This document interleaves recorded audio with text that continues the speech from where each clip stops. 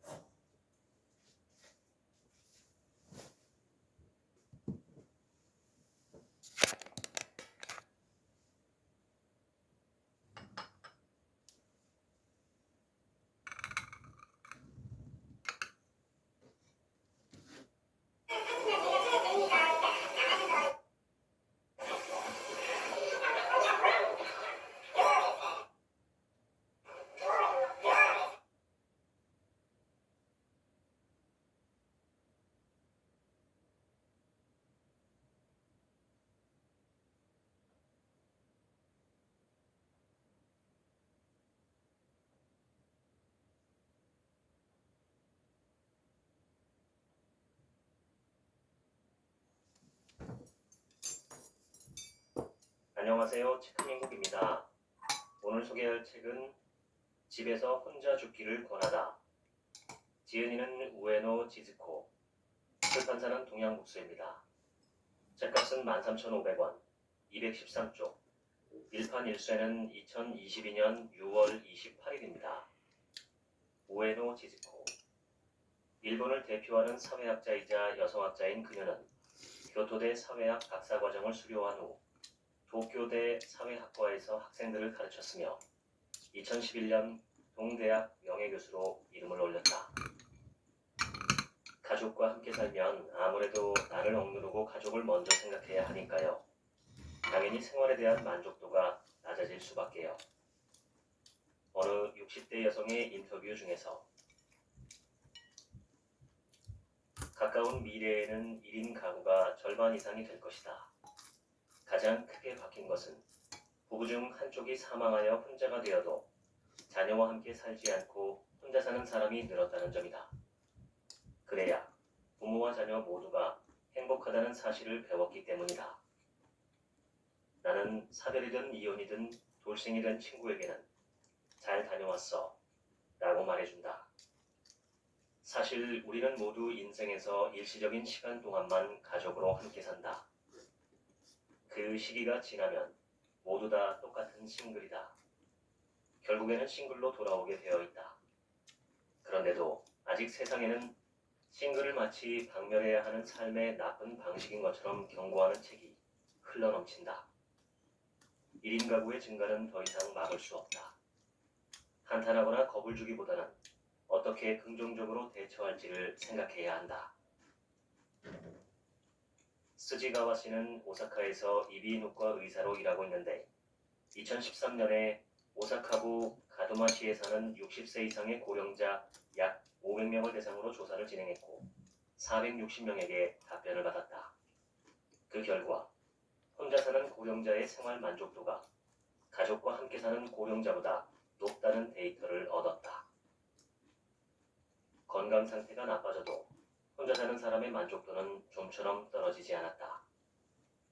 혼자 사는 고령자 중 자녀가 있는 사람과 없는 사람의 생활 만족도는 다를 게 없다고 한다.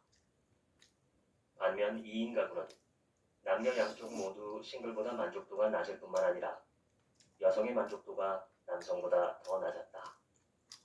스지가와 씨는 2인 가구는 아내의 단독 패배라고 정통으로 지적했다. 그럼 남편과 아내는 어떻게 지내야 할까? 2인 가구의 노후 행복의 비결로 다음 7가지를 들 수 있다. 1. 서로를 이해한다. 2. 가사 분담을 확실히 한다. 3. 가치관이 달라도 신경 쓰지 않는다. 4. 눈앞의 불만은 사소한 거라 생각한다. 5. 둘이 있을 때부터 미리 혼자가 되었을 때를 준비한다. 6. 시간적 공간적으로 거리를 둔다. 7. 자신의 세계에 파고든다.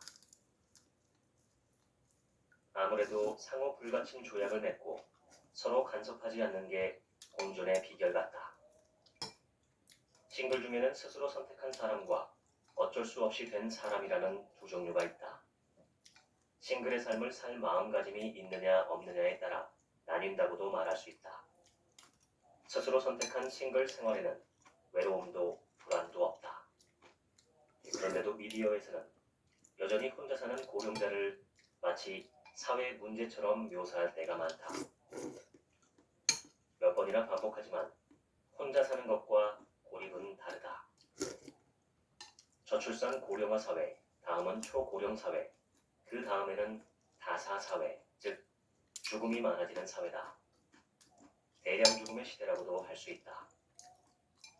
우리 사회는 죽음이 보이지 않는다. 삶의 마지막을 병원에서 보내는 경우가 많기 때문이다. 병원에서 죽으면 가족은 죽음에 이르는 과정을 자세히 목격할 수가 없다. 2018년 일본인의 사망 원인 1위는 암, 2위는 심혈관 질환, 3위는 노쇠, 4위는 뇌혈관 질환이었다. 모두 나이를 먹으면 저절로 따라오는 고칠 수 없는 만성 질환뿐이었다. 노쇠란 사망 원인을 알 수 없다는 것과 마찬가지다. 고령자가 이렇다 할 원인이 없이 죽었을 때 그 나이면 뭐 어쩔 수 없지 라고 주변이 해석하면 노쇠가 된다. 이런 경우는 앞으로 점점 더 늘어날 것이다. 대부분의 사람들이 병원을 죽는 곳으로 생각하지만 원래 많은 사람들은 그냥 집에서 죽었다. 병원사와 재택사의 비율은 1976년에 역전되었다. 그리 오래된 일이 아니다. 죽음이 다가온 고령자에게는 무리한 연명 치료를 한들 소용이 없다. 마지막은 병원에서 라는 생각은 의료 혜택을 받기 어려웠던 과거의 사고방식이다. 임종 때 한 번이라도 좋으니 아버지를 진료받게 해주고 싶은 마음 말이다. 하지만 그런 시대는 이미 지나갔다. 병원에서 죽는 비율이 요즘 드디어 감소세로 접어들었다. 그 대신 재택사와 시설 간호가 점점 늘어나고 있다. 재택사로 변화하는 이러한 흐름은 절대 과거로 돌아가지 않을 것이다.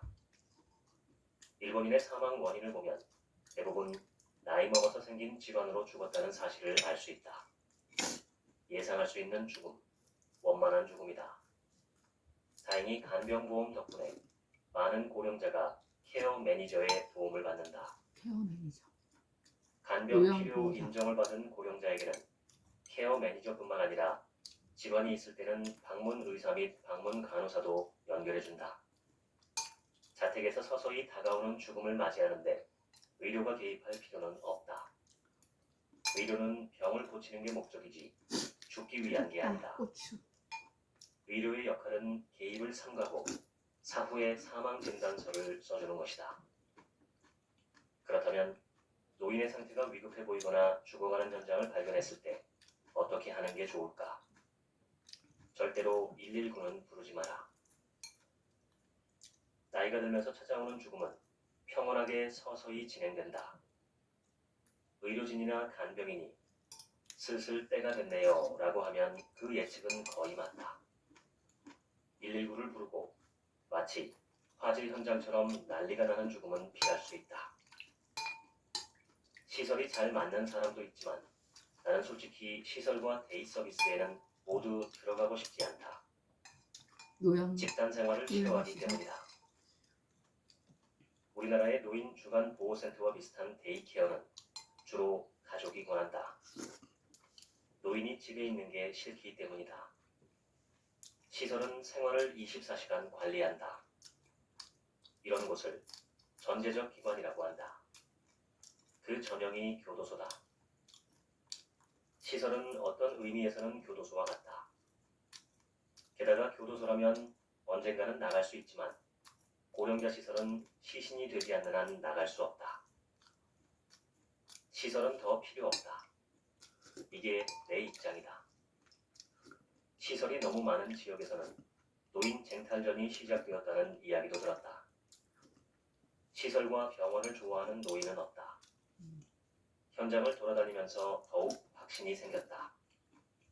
병원은 환자보다는 의료진에 맞춰서 만들어져 있다.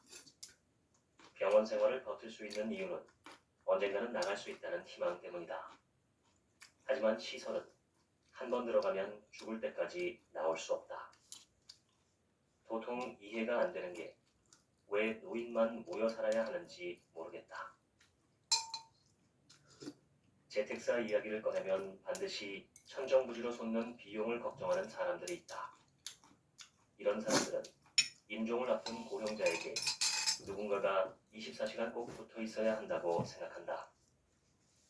실제로는 임종기라 하더라도 병원과 시설 모두 누군가가 24시간 여부를 지키지 않는다. 몇 시간 간격으로 회진을 돌 뿐이다. 그렇다면 집에서 정기적인 방문 서비스를 받는 것과 다를 게 없다. 너무 걱정된다면 집에 긴급 전화를 설치하는 게 낫다. 돈이 있는 사람은 있는 대로, 없는 사람은 없는 대로 하면 된다. 미식가에도 A급, B급, C급이 있다. 고급 프랑스 요리나 코스 요리만 미식이 아니다. 각자의 지갑 사정에 맞게 B급, C급 미식을 누리면 된다. 맞아. 무엇보다 낡은 집이든 쓰레기집이든 마지막까지 익숙한 자기 집에서 생활하는 것만큼 행복한 일은 없다. 맞아요. 죽는데 의사는 필요 없다. 고령자의 죽음은 서서히 진행된다. 간병인은 평소 노인의 일상을 지켜보기 때문에 그때가 슬슬 오고 있다는 사실을 알아챈다. 맞아요. 그러니 혼자서 죽고 싶지 않고 누군가가 지켜볼 때 죽고 싶다면 그게 불가능한 일은 아니다. 하지만 나처럼 평소에는 혼자 지내던 사람이 임종 때만 친족에게 둘러싸인다고 생각하면 너무 부자연스럽다. 그러게. 가능하면 조용히 가게 해주면 좋겠다. 고독사 하는 사람들은 압도적으로 남성이 많고 주로 50대 후반에서 60대이다. 고독사한 사람들은 살아있을 때부터 이미 고립된 인생을 살았다. 고립된 인생이 고독사라는 결과로 이어졌다.